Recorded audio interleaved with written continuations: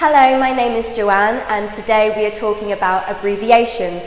What are abbreviations? Well, they're very commonly used in the English language to shorten down sentences or phrases to make it easier and quicker for us to communicate. One of the first things we're going to talk about are abbreviations in daily use. So one of these, which we commonly use, is ASAP, otherwise known as ASAP or shortened down as soon as possible. We might say this in English language if somebody sends you a message to say you need to get here quickly. You might reply saying something like, I will be there ASAP, to let the person know that you're going as quickly as possible to reach them in order to sort out whatever is going on. With the rise of the internet and social media, along came with it a whole new bunch of abbreviations which are used every day in things such as texts, tweets, emails, in order to shorten down the time in which to send a message with someone and communicate more efficiently. One of the most common ones which we find is LOL.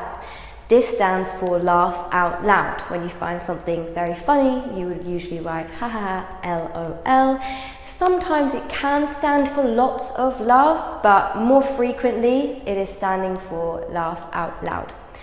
Another one that we see all the time is BRB, which stands for be right back. So if something comes up when you're talking to someone over text, you might say, sorry, be right back, got to open the door to the pizza guy, for example.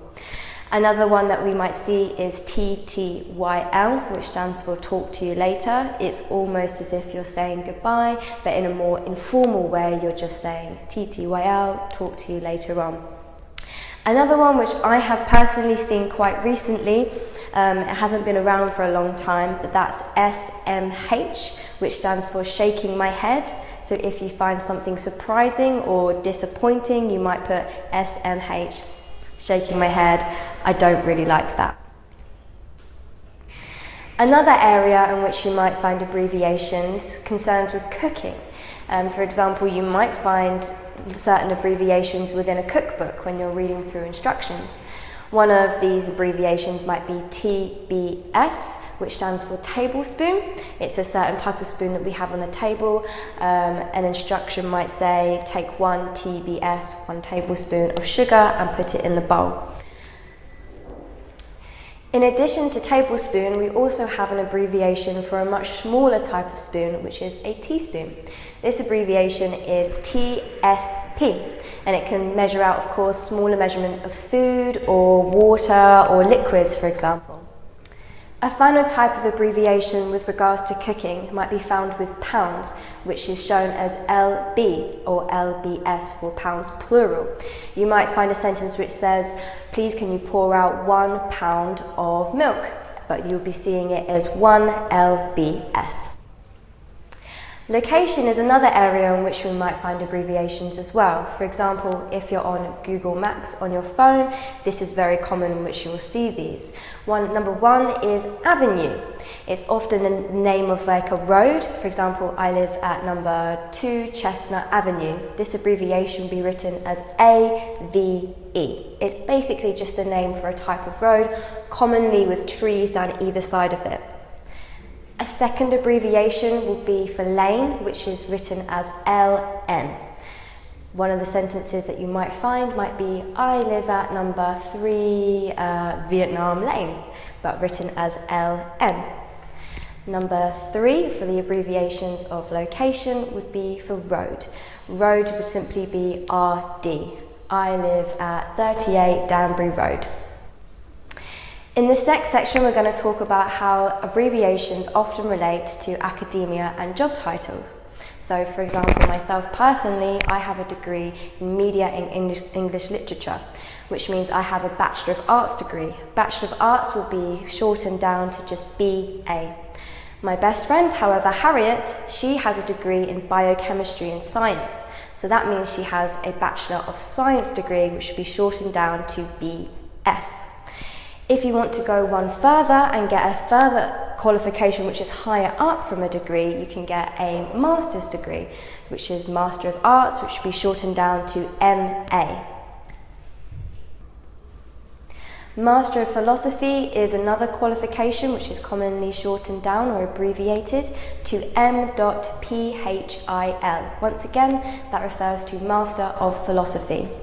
In terms of job-related titles, these are often shortened down as well. PA is standing for personal assistant. So if you're a personal assistant to somebody who is a boss, usually your role is to take care of their emails and answer phone calls and organise their meetings, etc. Another very common job title which is shortened down is CEO, which stands for Chief Executive Officer. It's where you're in line with the boss, but you are very supporting towards the company and you have a very high role within the company as well. Very similar to CEO, CMO and CFO are also other job titles which have been abbreviated. CMO stands for Chief Marketing Officer, which deals with advertisements, that kind of thing, and CFO, on the other hand, stands for Chief Financial Officer. And finance is to do with money, so they sort out all the finances with regards to the company.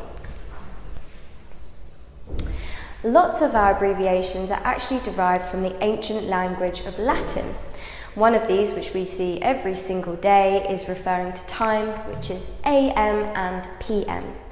AM on one hand stands for the morning. For example, I wake up at 7 AM and it's before noon. PM is afternoon, so from anywhere from 12 onwards. So I go to bed at 9 PM in the evening. Another abbreviation which comes from the Latin language is AD, which refers to the era in which we live in. So currently we live in AD 2020. ECT stands for etc. and can be found at the end of a list maybe. So someone might ask, what type of things do you find in a school? And you might reply saying something like, in a school there are students, there are desks, there's tables, pens, pencils, etc. So it kind of means and so forth and so on, that kind of genre.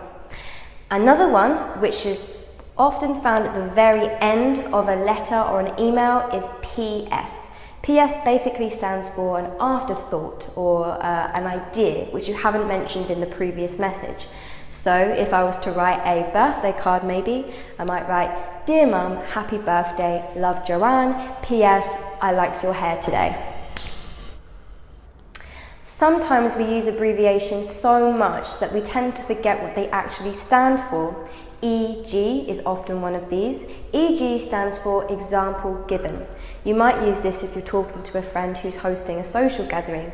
They might ask, what type of food do you like? And you might say, I like sweet food. EG, example given, I like sweets, chocolate and cake.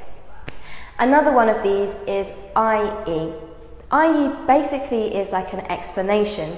So if I'm going to use it in an email or a text to someone, I might say, Joanne is British, i.e. she's from England.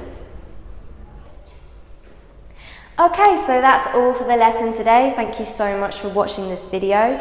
If you can, try and get out there and use abbreviations in your texting, in your tweeting, on Facebook, social media, or when you're sending an email to your boss, for example. They can be very handy and show that you do know the English language very well in order to use these abbreviations when you're communicating. So yes, thank you very much. My name's Joanne and goodbye.